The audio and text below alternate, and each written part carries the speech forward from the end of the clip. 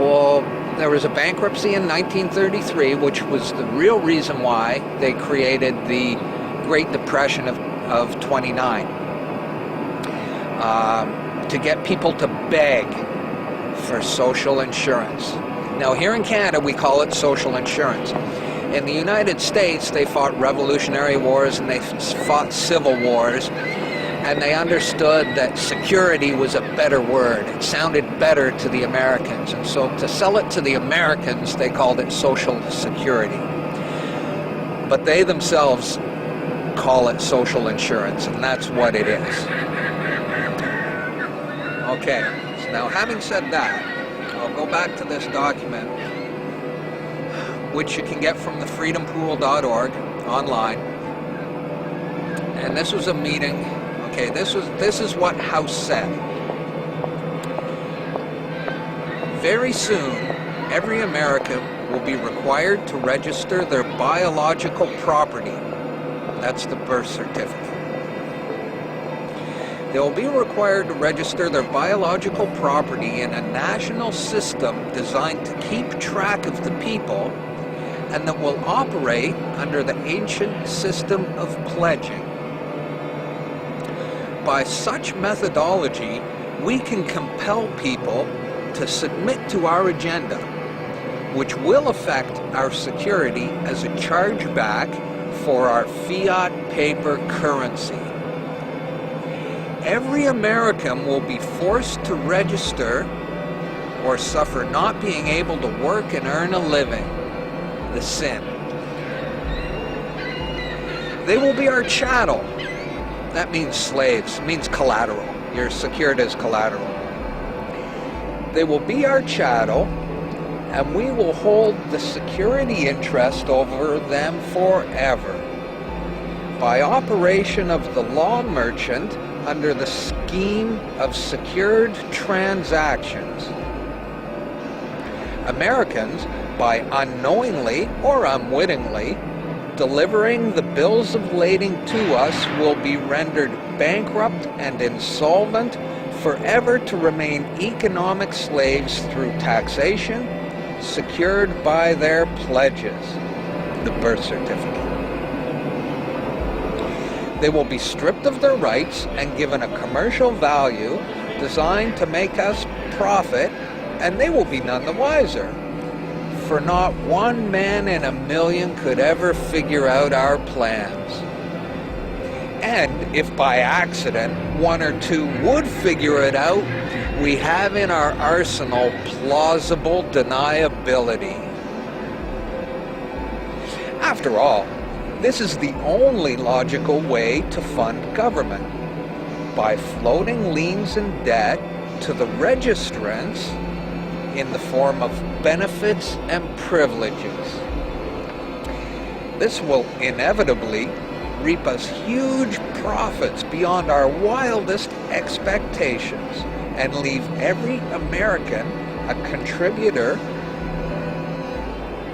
to this fraud, which we will call social insurance. Without realizing it, every American will insure us for any loss we may incur in this manner. Every American will unknowingly be our servant, however begrudgingly.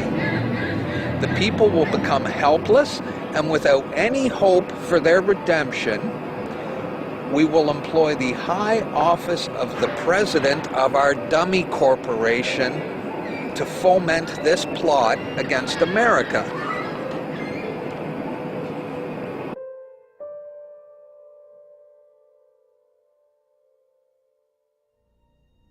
This is a certified true copy of my live statement of birth. You can get this by applying for it at the Registrar General. They'll give it to you. And it's very interesting because this is where it all began. This is the foundation document. All identification is generated from this document. And so if the foundation document is no good, anything that's made from it is no good. That means driver's licenses, health cards, everything.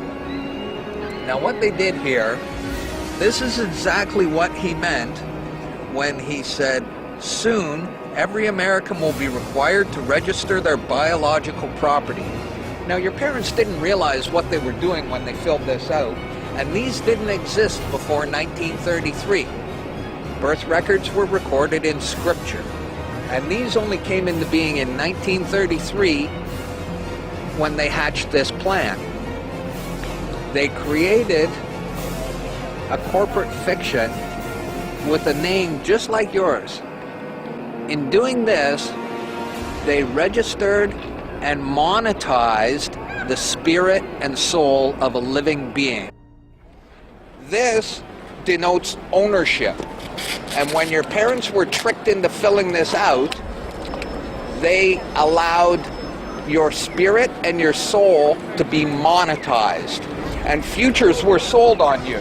Spirit and soul. Now, this is my birth certificate. This is actually a share. See this red number?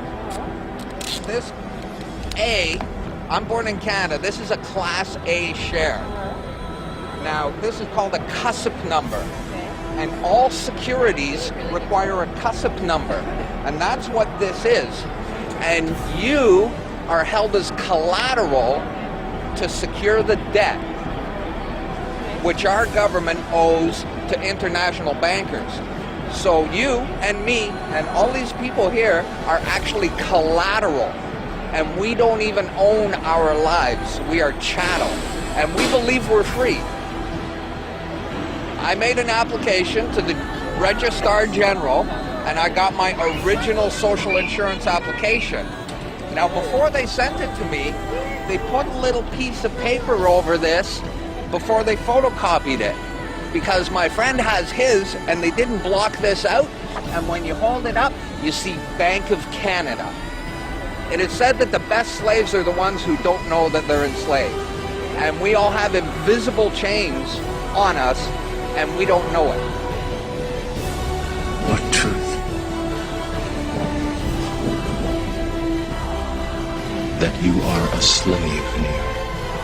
Like everyone else, you were born into bondage, born into a prison that you cannot smell or taste or touch. A prison for your mind. We're talking about big bucks. We're not talking about hundreds of millions or even hundreds of billions now. We're talking about trillions of dollars. The obligation is immeasurable. Nobody can measure it. This door's wide open now. It's gonna happen, whether you like it or not. Do you notice that they have the same amount of ink on them? Do you notice that they're made out of the same virtually worthless stuff? It's paper. Did you get it? It's paper. When we create money, we have created an instrument of value that has no value of its own. And it's just as expensive or inexpensive to print the 20 as it is to print the 1. In January of 1913, in December of 1913, he signed the Federal Reserve Act, bringing the Federal Reserve System into place in America, and did what Thomas Jefferson said must never happen. He took the control of the money away from the people by taking it away from the Congress and gave it to a group of private individuals who have to pay taxes on the money they loan the government.